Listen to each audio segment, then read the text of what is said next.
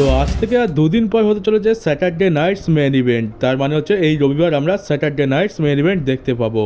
তো কি অবাক হলে? তো হ্যাঁ, অবাক তো আমিও হয়েছি এটা জেনে যে আর মাত্র দুদিনই টাইম বাকি আছে।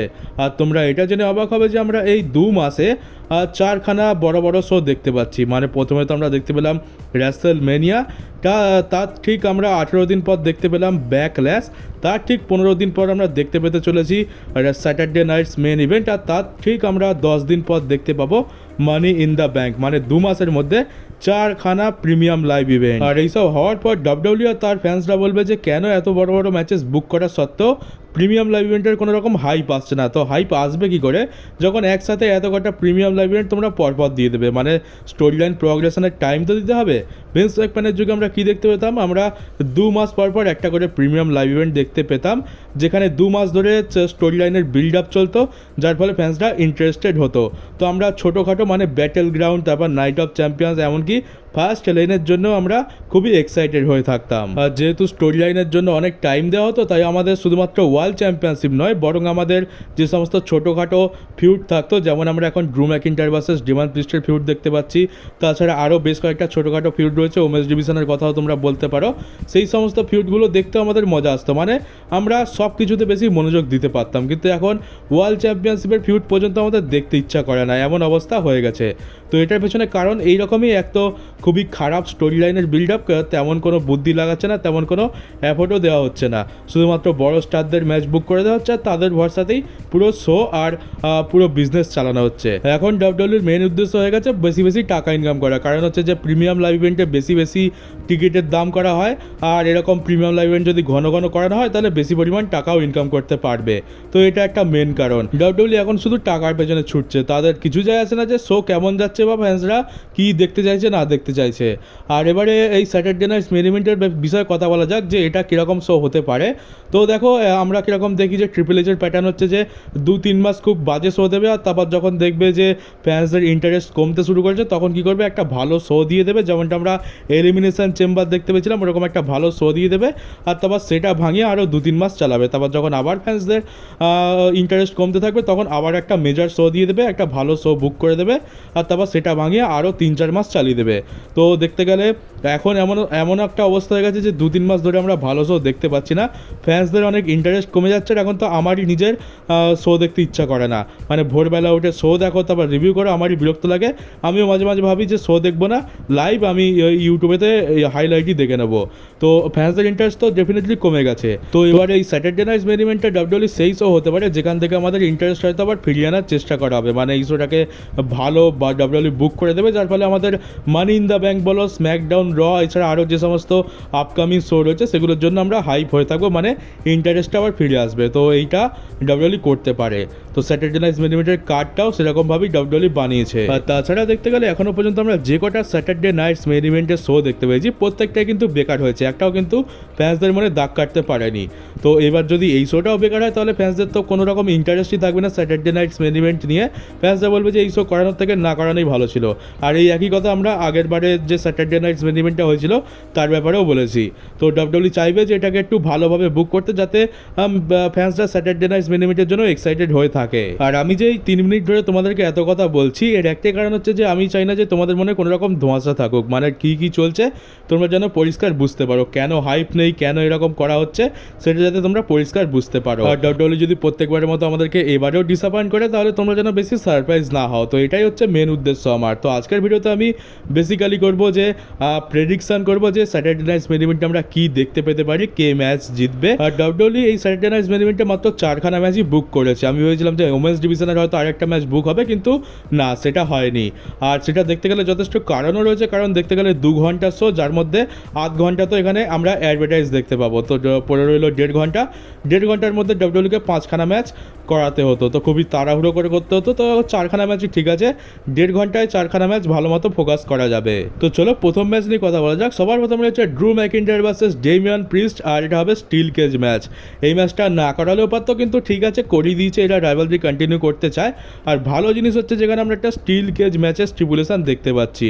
তো এখানে যে কেউ জিততে পারে, এখানে তোমার জরুরি নয় যে তোমাকে পিনফল কিংবা সাবমিশনই করতে হবে। এখানে আরেকটা নিয়ম আছে যে দুজনের মধ্যে যে আগে স্টিল কেজের বাইরে বেরোতে পারবে সেই কিন্তু ম্যাচটা জিতে যাবে। তো এখানে তাহলে কে জিততে পারে, এখানে দেখো চান্স তো দুজনেরই রয়েছে। আগেরবার যেমন ড্রু ম্যাকিন্টায়ার জিতেছে, তো আমি তো বলবো এবার ডাব্লিউডব্লিউই ডেমান প্রিস্টের উপরেও চান্স দিতে পারে। কিন্তু সত্যি কথা বলতে যে আমার মনে হয় না যে এখানে ডেমান প্রিস্ট জিততে চলেছে। আমি এখানে ড্রু ম্যাকিন্টায়ারকে প্রেডিক্ট করবো, কারণ ড্রু ম্যাকিন্টায়ারকে আমি কোনো জায়গাতেই হারতে দেখতে চাই না। মানে এখানেও যদি হেরে যায় তাহলে আর কি বা বাকি থাকবে। তবে ডাব্লিউডব্লিউই যদি এদের মধ্যে রাইভালরি কন্টিনিউ করতে চায় তাহলে কিন্তু ডেমান প্রিস্টকে এখানে জিতিয়ে দিতে পারে। আর ডেমান প্রিস্ট যদি জেতে, আমার তো মনে হয় না যে পিনফল কিংবা সাবমিশনে জিতবে। ওই জিতলে স্টিল কেজের বাইরে লাভ মেরেই জিততে হবে। তো এখানে সেরকম একটা চান্স রয়েছে। তবে এদের মধ্যে রাইভালরি আমি তো কন্টিনিউ হতে দেখতে চাই না। স্যাটারডে নাইট মেইন ইভেন্টে যদি শেষ হয়ে যায় তো খুবই ভালো। তো এখানে ডেমান প্রিস্টেরও জেতার চান্স খুবই বেশি আছে স্টিপুলেশনের কারণে। তবে আমি এখানে ড্রু ম্যাকিন্টায়ারকেই প্রেডিক্ট করব। আর এরপর ম্যাচ রয়েছে আমাদের R-Truth ভার্সেস তার childhood hero, greatest of all time, 17 time world champion John Cena. তো এটা এমন একটা ম্যাচ যার কিন্তু আমরা কোনো স্টোরি লাইনের বিল্ড আপ দেখতে পাইনি, মানে উইকলি শোতে কোনো রকম স্টোরি লাইনের প্রগ্রেশন আমরা দেখতে পাইনি। আর এই ম্যাচটা খুবই প্রেডিক্টেবল, কিন্তু তার সত্ত্বেও এই ম্যাচটা সকলেই দেখতে চায়। আমি তো এই ম্যাচটা দেখার জন্য খুবই এক্সাইটেড হয়ে রয়েছি, কারণ এই ম্যাচের কেমিস্ট্রিটা খুব দারুণ হবে। এখানে R-Truth রয়েছে আর এখানে জন সিনা রয়েছে। আমরা অনেক দিন ধরে এদের দুজনকে একসাথে দেখতে চেয়েছিলাম। আর আমি তো এটা দেখার জন্য ইন্টারেস্টেড আছি যে ডাব্লিউডব্লিউই উইকলি শোতে তো এদের দুজনকে সামনাসামনি নিয়ে আসলো না, কিন্তু ম্যাচের মধ্যে কি হবে, ম্যাচের মধ্যে কি R-Truth জন সিনার ক্যারেক্টার ব্রেক করে দিতে পারে আর জন সিনা কি নিজের হাসি থামাতে পারবে, এটাই আমি দেখতে চাই। তো এই ম্যাচটা খুবই এন্টারটেনিং হতে চলেছে, কিন্তু এই ম্যাচটা সত্যি প্রচণ্ড প্রেডিক্টেবল। এখানে আমার মনে হয় না R-Truth-এর জেতার কোনো রকম চান্স আছে, এখানে জন সিনাই জিতবে। কিন্তু ম্যাচটা ডেফিনেটলি R-Truth-এর জন্য বেশ এন্টারটেনিং হতে চলেছে। আর এরপর হচ্ছে স্যামি জেন আর CM Punk versus Seth Rollins আর ব্রন ব্রেকার। তো এখানে তো খুবই সিম্পল। এখানে আমার তো মনে হয় না যেখানে স্যামি জেন আর CM Punk-এর কোনো রকম চান্স রয়েছে। আমার মনে হয় এখানে সেথ রলিন্স আর ব্রন ব্রেকারই জিতবে, একদম ক্লিয়ার। আমার তো তাদেরই চান্স বেশি লাগছে, কারণ এটা হিল টার্ন করার পর থেকে আর তাদের ফ্যাকশন তৈরি করার পর থেকে প্রথম এটা তাদের একটা ট্যাগ টিম ম্যাচ হতে চলেছে। আর এখানে যদি এটা হেরে যায় তাহলে এদের ভ্যালুটাই বা কী থাকবে। অপরদিকে রয়েছে স্যামি জেন আর CM Punk, যারা দেখতে গেলে খুব একটা তো ট্যাগ টিমে ভালো কাজ করতে পারবে বলে মনে হচ্ছে না। আর তার উপরে এখানে সবার মনে হচ্ছে যে স্যামি জেনের হিল টার্নও হতে পারে। স্যামি জেনই সেথ রলিন্স আর ব্রন ব্রেকারকে জয়েন করে তাদের টিমের 3 নম্বর মেম্বার হয়ে যেতে পারে, বা বাইরে থেকেও কেউ 3 নম্বর মেম্বার হয়ে আসতে পারে, এটারও চান্স বেশি রয়েছে। তো আমার তো মনে হচ্ছে এই ম্যাচটাতে CM Punk আর স্যামি জেনের টিমই হারতে চলেছে। এবার প্রশ্ন হচ্ছে যে আমরা কি এখানে সত্যি স্যামি জেনের হিল টার্ন দেখতে পাবো? তো দেখো এমন একটা জিনিস আছে যেটা খুবই বিরক্তিকর, সেটা হচ্ছে যে আমাদের ট্রিপল এইচ টাকলা তো রয়েছে, আর সে তো এমনভাবে যে সে ভিন্স ম্যাকম্যানের থেকে 1000 গুণ বেশি বুদ্ধিমান। আর ভিন্স ম্যাকম্যানের বুদ্ধি তো তার ধারের কাছেও নেই। আর সেই ট্রিপল এইচের একটা বড় প্ল্যান হচ্ছে যে যখন আমরা যেটা এক্সপেক্ট করবো তখন সেটা করাবে না। এর ফলে বেশি বিজনেস করা যায় আর নাকি ফ্যান্সদের বেশি হাইপ করা যায় আর ফ্যান্সদেরকে সারপ্রাইজও করা যায়। এটা শুধুমাত্র ট্রিপল এইচের একার মনে হয়।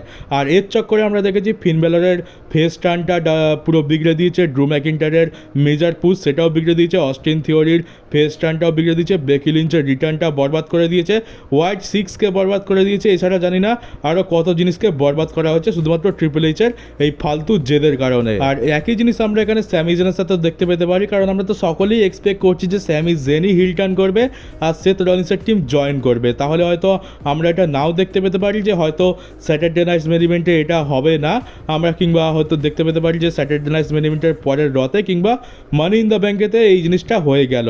কিন্তু আপাতত আমরা এটা এক্সপেক্ট করে চলতে পারি যে এটা আমরা স্যাটারডে নাইট মেইন ইভেন্টেই দেখতে পাবো। আর এবার দেখা যাক যে টাকলা কি করে। টাকলা এই ম্যাচটাকে এন্টারটেনিং বানিয়ে আর এই ম্যাচটাতে বড় একটা সারপ্রাইজ দিয়ে আমাদেরকে খুশি করে দিতেও পারে, আবার আমাদের মুখে হেগেও দিতে পারে। তো এটার জন্য তোমরা তৈরি থাকো। আর এরপর যে ম্যাচটা হচ্ছে সেটা হতে চলেছে স্যাটারডে নাইট মেইন ইভেন্টের মেইন ইভেন্ট। এটা নিউজ এসছে যে আমরা জে উসো ভার্সেস লোগান পলের ম্যাচটা মেইন ইভেন্টে দেখতে পাবো। তো এটা মেইন ইভেন্টে করানোর পেছনে আমার তো দুটো কারণ লাগছে। এক হচ্ছে যে এখানে আমরা মানে ডাব্লিউডব্লিউই জে উসোকে হয়তো একটু রেলিভেন্ট দেখানোর চেষ্টা করছে যে দেখো এ আমাদের চ্যাম্পিয়ন, এ একটু রেলিভেন্ট, তো একে রেলিভেন্ট দেখানোর জন্য আমরা মেইন ইভেন্টে রেখেছি। এটা একটা কারণ হতে পারে, কিংবা আরেকটা কারণ হতে পারে যেটা আমি তোমাদেরকে বললাম যে ডাব্লিউডব্লিউইর শো এর প্রতি ফ্যান্সদের তো ইন্টারেস্ট দিন দিন কমে যাচ্ছে। তো সেই ইন্টারেস্ট বাড়ানোর জন্য এমন একটা শো বা এমন একটা ভালো কিছু বুক করতে হবে যার ফলে ডাব্লিউডব্লিউই সেটাকে ভাঙিয়ে আরও 2-3 মাস খেতে পারে। তো এটা সেই শো হতে পারে। তো এখানে আমরা হয়তো কোনো একটা বড় সারপ্রাইজ দেখতে পেতে পারি। আর সবথেকে বড় সারপ্রাইজ কী হবে, যে জেউসও এখানে হেরে যাবে লোগান পলের কাছে। তো এই দুটো কারণ তো আমার লাগছে, কিন্তু সত্যি কথা বলতে আমার তো মনে হয় না যে ডাব্লিউডাব্লিউ জেউসোকে এত সহজে হারাবে। আর যদি লোগান পলের কাছে জেউসো হেরে যায় তাহলে গান্থারের তো ভাই পুরো কুরবানিটাই বেকার চলে যাবে। আর পার্সোনালি আমার মনে হয় যে জেউসোর কাছ থেকে যদি কেউ চ্যাম্পিয়নশিপ নেয় তাহলে সে সেথ রলিন্স হবে। আমরা জেউসোকে জোর জবরদস্তি সেথ রলিন্সের টিমের সাথে ফিউড করতে দেখতে পাচ্ছি, আর হয়তো একটা সময় গিয়ে আমরা সেথ রলিন্স ভার্সেস জেউসোর মধ্যে ম্যাচও দেখতে পাবো, আর সেথ রলিন্স সেখানে জেউসোকে হারিয়ে দিয়ে নতুন ওয়ার্ল্ড চ্যাম্পিয়ন হয়ে যাবে। আর এটা তো একটা অবভিয়াস ব্যাপার যে আমরা সেথ রলিন্সের কাঁধে ওয়ার্ল্ড চ্যাম্পিয়নশিপ খুব তাড়াতাড়ি দেখতে পেতে চলেছি, কারণ সেটা যদি না হয় তাহলে সেথ রলিন্সকে খুব একটা স্ট্রং তো লাগবে না। ঠিক যেমনটা আমরা রোমানের ক্ষেত্রে দেখেছি, যতদিন তার কাছে চ্যাম্পিয়নশিপ ছিল ততদিন তার একটা বলতে পারো যে সে হাই লেভেলে ছিল। আর সেথ রলিন্সকে যদি সেই লেভেলে নিয়ে যেতে হয় ডেফিনেটলি তার কাঁধে ওয়ার্ল্ড চ্যাম্পিয়নশিপ তো রাখতে হবে।